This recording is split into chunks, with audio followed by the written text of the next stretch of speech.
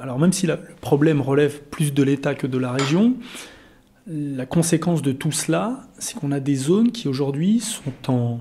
Je dirais qu'il y a des déserts, il y a un désert médical sur certaines zones.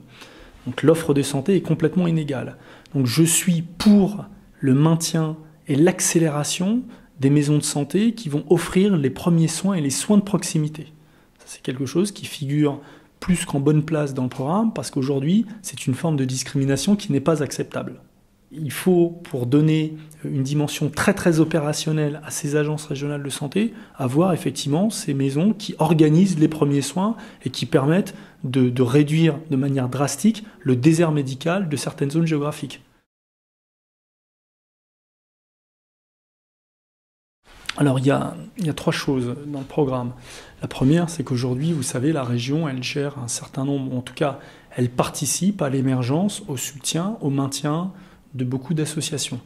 Dans ces associations, vous en avez quand même beaucoup qui œuvrent sur le problème du sida.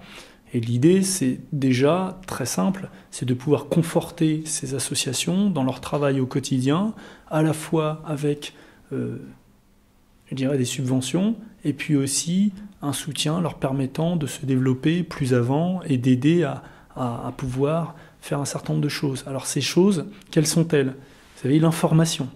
Aujourd'hui, j'ai besoin de mettre en rapport ces associations avec notamment les lycées dont la région a la charge.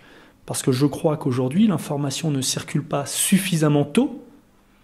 Et ces associations qui iraient au contact permanent de ces lycéens permettraient de faire circuler mieux l'information. Aujourd'hui, j'ai pas d'idée. J'ai pas franchement d'idée sur ce sujet-là. Je sais et j'entends que le sujet est jugé comme étant tabou, touchy. Vous avez d'un côté l'UMP, une certaine droite conservatrice qui vous explique un certain nombre de choses. De l'autre côté, il y aurait, soi-disant, une gauche beaucoup plus progressiste et un peu laxiste. Les choses ne sont pas aussi simples. Vous avez un problème à traiter, sauf que le problème dont on parle là, je suis tout à fait enclin et disposé à avoir, avant une étude de faisabilité, d'une part la quantification du problème, deuxième part, effectivement, comment on le règle, troisième part, est-ce que ça c'est la bonne solution?